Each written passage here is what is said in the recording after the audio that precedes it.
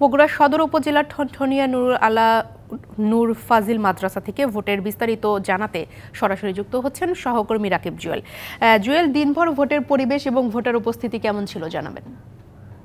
প্রিয়া, বগুড়ায় এই ধাপে ৩টি উপজেলা নির্বাচন অনুষ্ঠিত হলো। ভোট গ্রহণ শেষে এখন ভোট গণনা চলছে।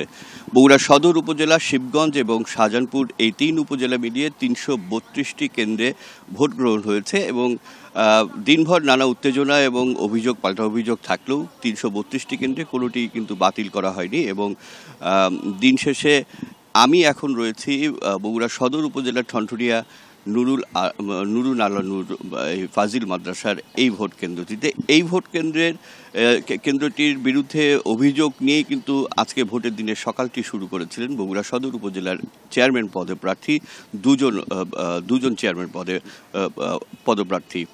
মোটরসাইকেল প্রতীক নিয়ে বগুড়া সদর উপজেলায় নির্বাচন করছেন সুলতান মাহমুদ খান রনি এবং ঘোড়া প্রতীক নিয়ে লড়ছেন আবু সুফিয়ান শফিক। তাদের দুজনেরই অভিযোগ ছিল এই কেন্দ্র সহ আরও বেশ কয়েকটি কেন্দ্র বগুড়া সদরের যে কেন্দ্রগুলোতে তাদের অভিযোগ ছিল আনারস প্রতীক নিয়ে লড়ছেন যিনি শুভাশিস পোদ্দার লিটন, তার বিরুদ্ধে তার কর্মী সমর্থকরা তাদের দাবি দুজন চেয়ারম্যান পদপ্রার্থীর দাবি যে ভয়ভীতি প্রদর্শন করা হয়েছে এবং তাদের এজেন্টদেরকে নানাভাবে হেনস্থা করা হয়েছে, যার ফলে তাদের এজেন্টরা কেন্দ্রে আসেননি। এমন সব অভিযোগের পরে কিন্তু শুভাশিস পোদ্দার লিটনের সাথেও আমরা কথা বলেছি, তিনি সেই সমস্ত অভিযোগ অস্বীকার করেছেন এবং পাশাপাশি আইন শৃঙ্খলা পরিস্থিতি নিয়েও আগের দুজন প্রার্থীর অভিযোগ থাকলেও শুভাশিস পোদ্দার লিটনের কোনো অভিযোগ কিন্তু ছিল না। দিন শেষে বলা যায় যে ভোটার সব কিছু দৃশ্যমান কোনো অপ্রীতিকর ঘটনা ঘটেনি।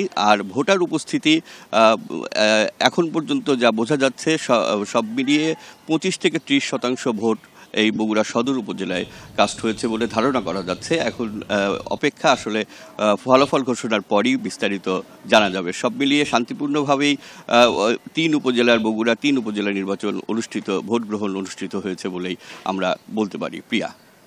রাকিব জুয়েল, ধন্যবাদ আপনাকে।